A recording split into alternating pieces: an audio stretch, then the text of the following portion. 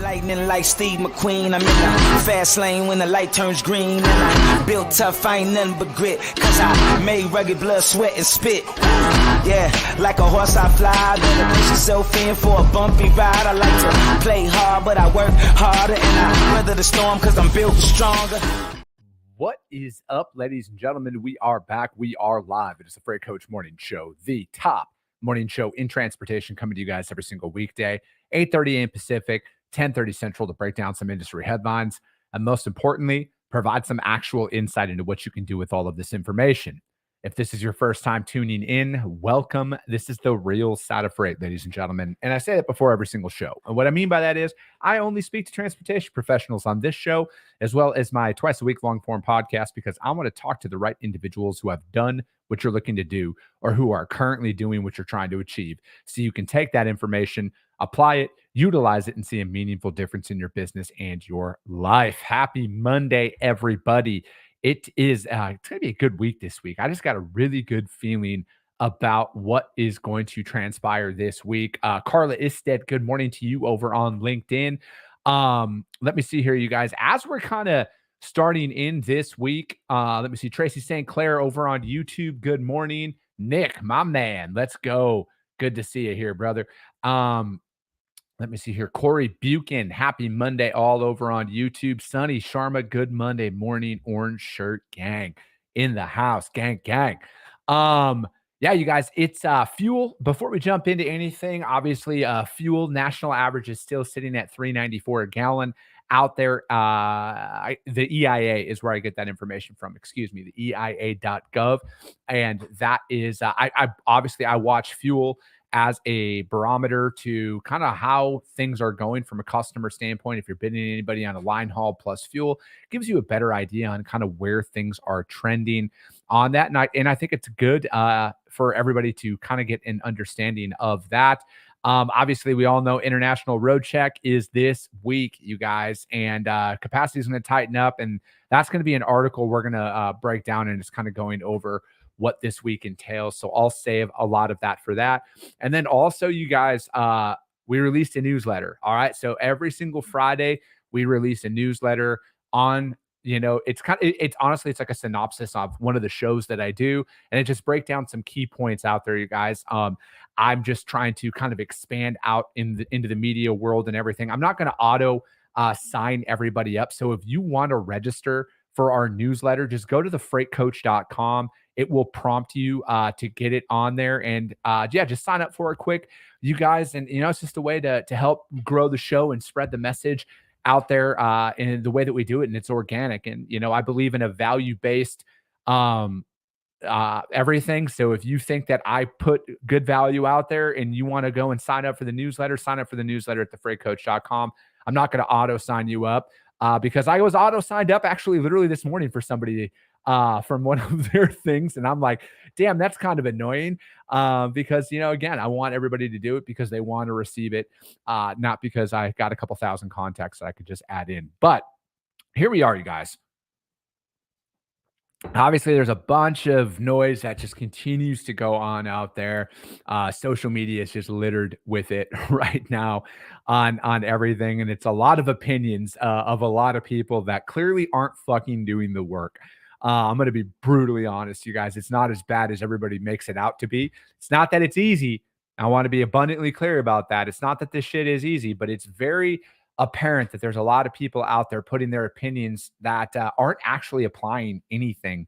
And I think that they're just kind of sitting around and waiting to fucking post for the sake of posting, because I don't get a lot of the sentiment out there. If I look down over the entirety of my career in freight, this market it's been seen before, right? Like we've experienced this before, but I think from a business development standpoint, from a conversion standpoint, it's pretty much right in line with how we how it's always performed, in my opinion. And I had the luxury, I'll call it, because that's what it was. I had the luxury of working for a very large broker for the first 6 or 7 years of my career and kind of seeing how that worked. And, the data doesn't lie.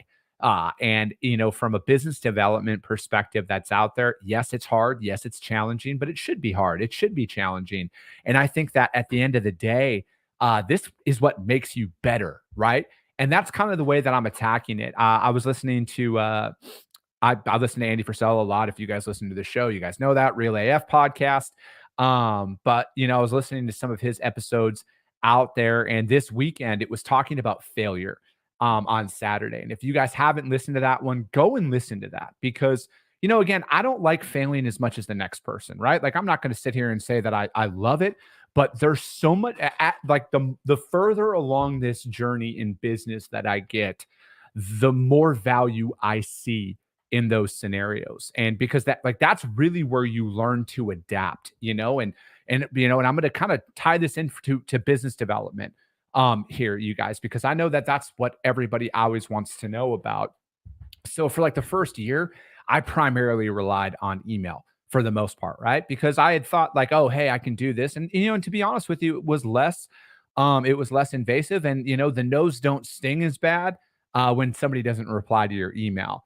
And but I got to a point where it was we developed, like, we had a good year in year one. Sunny Sharma says Saturday's episode was a good one. And we had a good year last year, and we have a really great start to this year overall. But like from a new business development standpoint, we needed to increase our efforts, right? So we hired a sales rep who's helping out from that perspective, but we had to go out there and change our ways, right? Because I don't rely on only email anymore, right? So like I'm making cold calls, I'm doing site visits, I'm getting out there and I'm shaking hands. And again, statistics, it's like sales is in statistics are synonymous, right? You guys, it takes a lot of outreach to build up some relationships that you can create and grow and scale with. And I think if you accept that in that practice, it's going to be crucial. And that was a failure, right? If I look back over my first year of getting back in and starting up my agency there, that was a failure, right? From a business development standpoint, we should have done different. But, I guess I kind of bought into the hype a little bit. And it was more of, hey, how can I reach more people with as little effort as possible? And that was kind of counterproductive at the end of the day. And that was a learning experience. And I know that what we're onto is the right path just due to the conversion rates that we're getting, right? And we went from where we were to there was one day last week that we quoted, I think, like 13 people in a day. And that was like a record for us. You know what I mean? And that was all based on the work that we had put in on switching to cold calls and site visits and everything else and getting away from emails and only emails, right? So I guess at the end of the day, you guys, don't look at when you fail as a bad thing, and you can fucking put any verbiage you want in front of, oh, it's not failing, it's learning, but it's fucking failing. All right. You fucking failed. You learn from it. And then you make those adjustments and you move on. Those are the best teachers that are out there. All right. So stop looking at it as, yeah, it sucks in the moment, right? Like I hate losing more than I like winning. All right. Like that's just my personality. I fucking hate that. But at the end of the day, I also understand that for me, that's the only way I'm going to learn. That's the only way I'm going to be able to adapt is through those situations. So if whatever you're doing right now from a business development standpoint isn't working, accept that it's your effort. Accept that it's your outreach that isn't working. But the beauty of it is, you guys, is you can change that. Okay. So look at who you're reaching out to. Look at what your cadence is. Is it, do you need to get away from the automation? Because again, like we talk about, you guys, automation is cool, but it's cool to a point. And I think that the more people push automation, the more you need to do the opposite of it. It's at least from a business development standpoint. Do the opposite, get out, shake as many hands as possible. I can't shake everybody's hand in North America. Eventually I will, when it comes down to it, if you're going to be a target prospect of ours. But as of right now, you guys get out there. It's not that expensive, to do that. It's a tank of gas, and get out there and just go shake hands, you guys. Try that for a month. All right. And if you don't onboard a couple of people to start quoting and everything else, come on here and let's talk about it. And then we'll just go through it. And then I'll tell you exactly step by step what we're doing and how we've converted that stuff. So Oh, that's good coffee. But that was my little rant this morning on things. And at the end of the day, you guys, there's a lot of value in when those situations happen. And you need to approach it as such, but you need to approach it as that's your opportunity to change. And you know what? Sometimes if you're going to develop a business, you guys, it costs fucking money. All right. And that's going to be money and time and everything else. So look at it as a positive and get out there. But first article we are going to break down. And as always, you guys, all the articles that we break down will be uploaded onto the Freight Coach YouTube channel, as well as the Coffee with the Freight Coach audio only replay.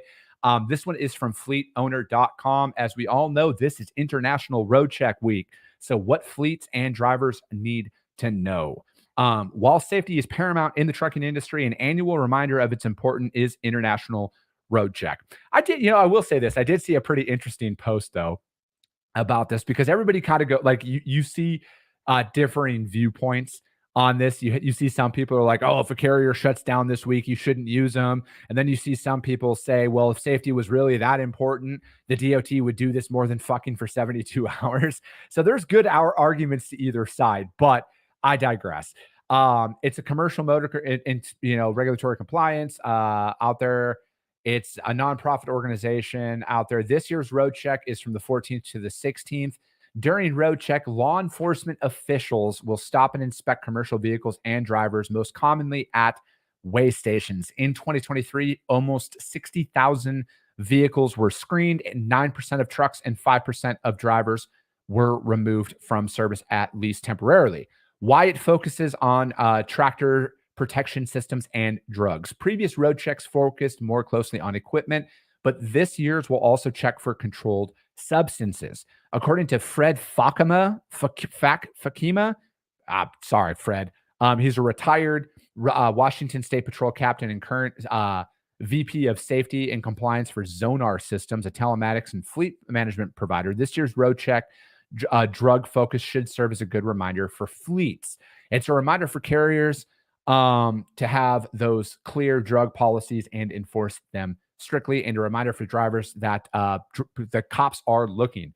According to the CVSA, the number of prohibited drivers listed in the clearinghouse has increased, and roadway safety is a concern. Tractor protection systems are considered critically important, while vehicle components by the CVSA, specifically tractor protection valve, trailer supply valve, and anti-bleed back valve, which may be overlooked during pre-trip and roadside inspections. Fakima backs up this claim, citing that the checking this equipment in pre and post-trip inspections is often skipped due to the time and effort it takes to properly inspect the equipment, which involves detaching the trailers. As Mr. Mackey from South Park says, drugs are bad and okay. So that's what they're focusing on this year. And then let me see here. What else do we got? Also, how do fleets prepare? And now, obviously, I saw this article today, and I know that it starts tomorrow. So somebody out there is going to be like, well, thanks, fucker. But anyways, you guys, according to Jim Ward at Trans Service Logistics, preparation should have started months ago. Beginning back in February, we started sending out reminders of the dates when road check would be. And then as we get closer, we'll send the bulletins on it. One of my other safety managers did a bi-weekly message on it, which would have been repetitively sending every week to different documentations, posters, and other natures out there. Besides general awareness, Ward emphasized the importance of pre and post trips. It's important to do vehicle inspections more than anything else. And I think like with that being said, though, they did announce this back in like fucking January or something like that this was going to be this week. So again, the beauty of this all is it's not like any of this shit just pops up out of thin air, right? Like there is ample time to notify your carriers of this and work with them on this. The focus and then goes on to say it's more about keeping this road safe year round. And this is why pre and post trips are so important. And if you talk to drivers, carriers, and other people, that pre and post trips are often overlooked. They're pencil whips. They don't utilize technology that's out there. They'll just check the box. And additionally, Ward emphasizes the importance of preventative maintenance. And we talk about this often on this show, right? It is scheduling those preventative maintenances. It is doing your pre and post trips inspections religiously out there. And again, I think doing those, I get the annoyance of them. I don't have to actually perform a pre and post trip. So I don't have a ton of experience with saying that, and I'm never going to sit up here and say but I also look at it as from a preventative maintenance perspective, it's always good to go and do a step further on that. And then when you're doing your scheduled shutdowns and everything else, get out there and do these checks, right? Schedule it out there, excuse me.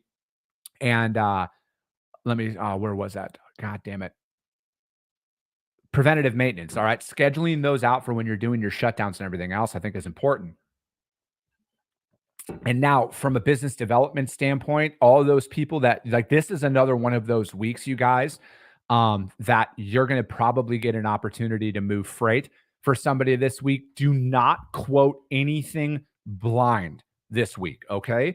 Because no matter what, whatever a company decides to do from this week is up to them, right? Like I don't think I would stop using somebody if they shut down this week because of whatever reason, right? I've seen multiple sides of this argument at the end of the day, but if you pass everything, then I'll probably still use you. But I look at it like this, you guys, rates will increase this week. All right. So if you're going to go out there and quote anything, it's got to be a truck in hand price, at least today through Thursday. Friday, things might break free, but I wouldn't be surprised if it's the entirety of this week. So if you're going to operate your book of business, you guys, be aware of this as you're going out there.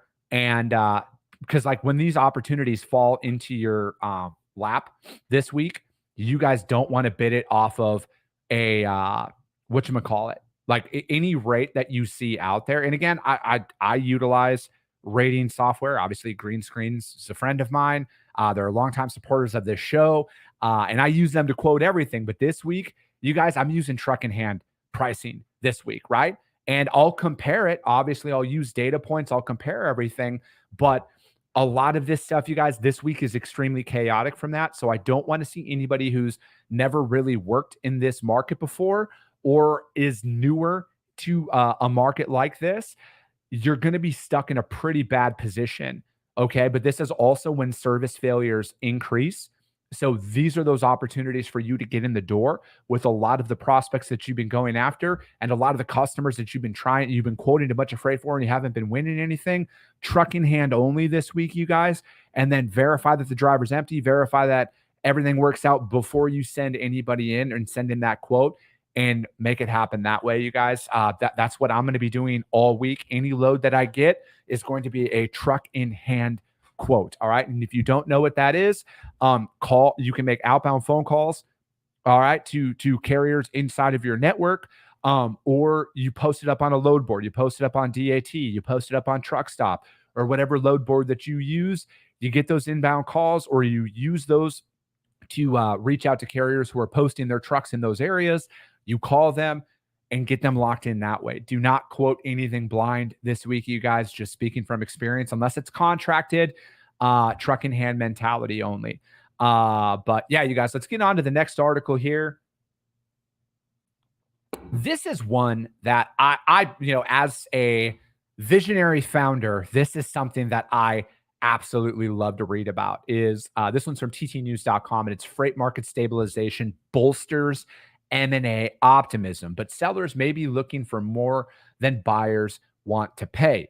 I'm always looking to buy something, right? Like fucking that's something that I do throughout the day is I'm always looking to see, because like I listened to a podcast a while ago now. I was with Cody Sanchez and she was on a couple of them, the real dropping bombs with Brad Lee. She was on that one. And then she was also on Andy Frisella's podcast as well. And she was talking about the succession planning in small businesses and how some people do owner financing. And there's other conventional ways to acquire businesses that most people think. So I started looking into it.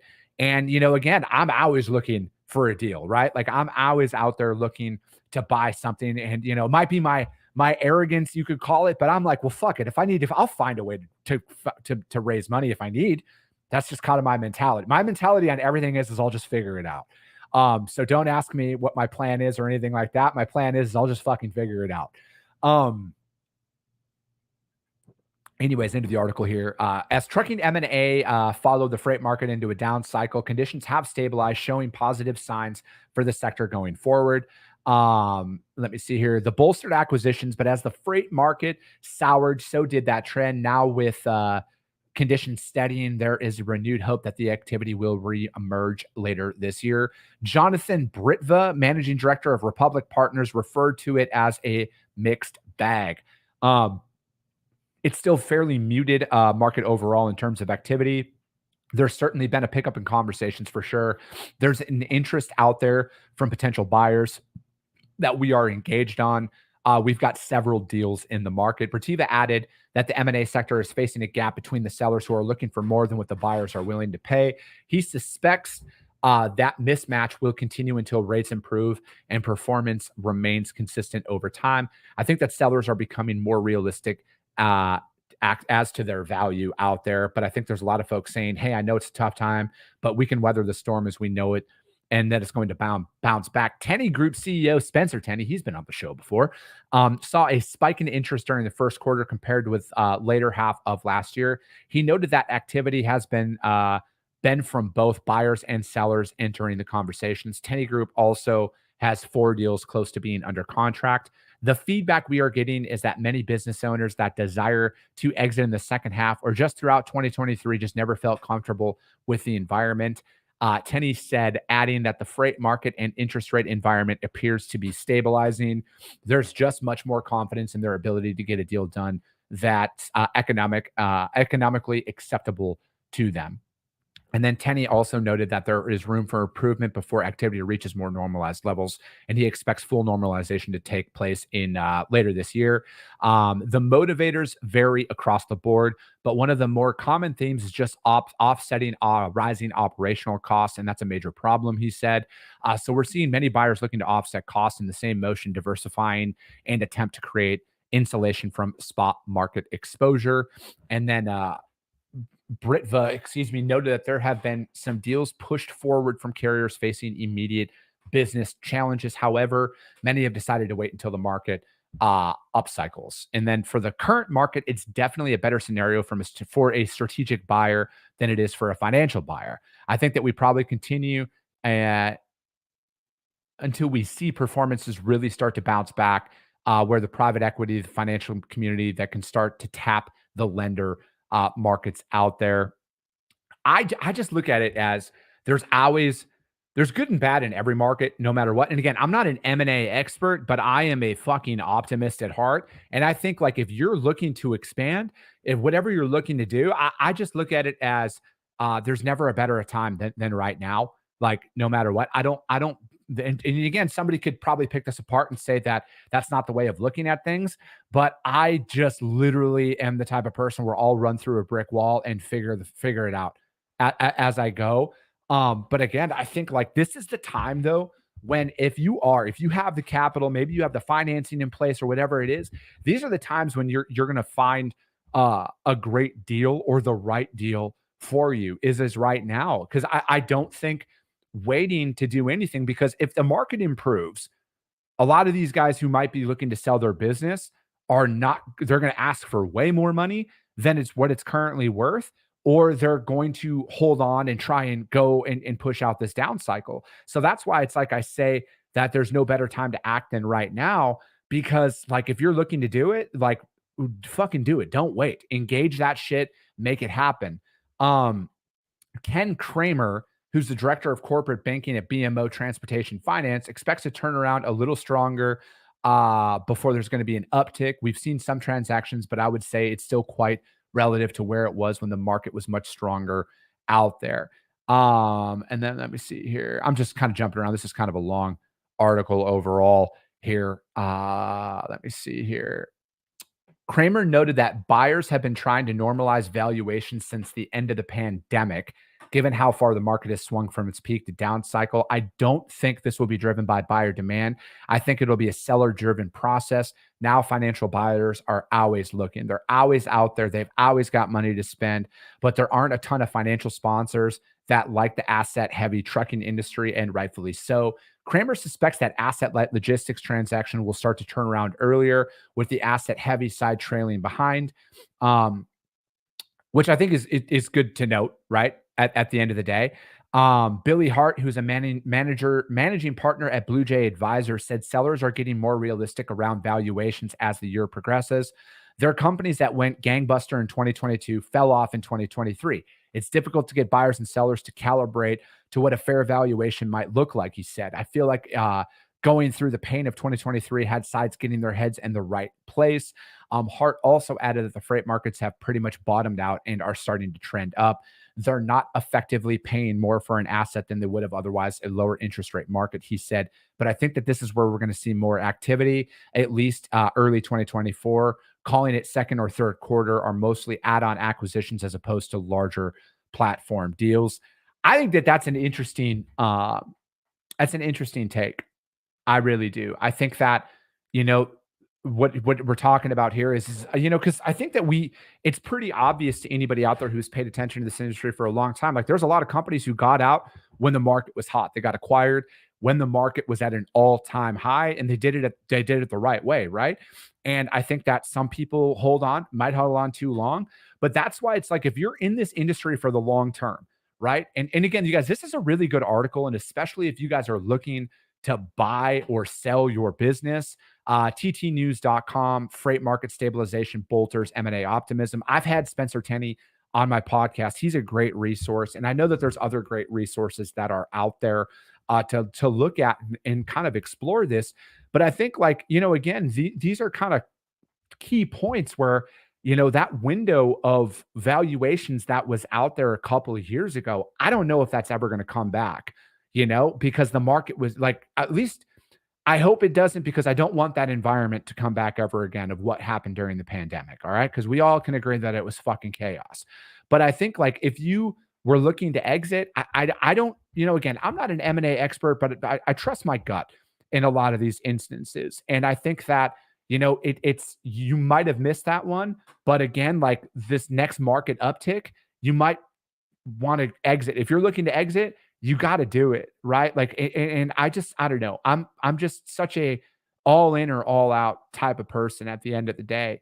And I think that if you're looking to sell, it might just be a certain business unit like they were talking about right there is the uptick's going to be asset light, so again, brokers who own a couple of pieces of equipment or whatever it is, you're probably going to be a hotter commodity than the full on trucking company out there as this all kind of progresses.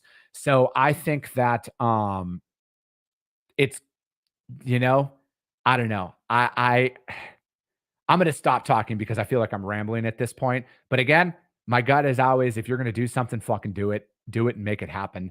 ttnews.com is that one, you guys. But that is going to be it. I was going to talk another article about JOC. And then it was Forward Air claims no customer attrition following Omni merger. But I'm going to break that one down tomorrow because, again, that's another interesting take on when you grow your company out and acquire businesses and stuff like that, and how some customers choose to leave at that time, but some customers tend to stay around. But that's actually going to have to wait because I got a guest coming on tomorrow. I got a guest coming on Thursday here this week, you guys. And as always, you guys, if you guys got value in what you heard, subscribe to the show, you guys. Share it out there to your network, because if you see value, your network's going to see value as well.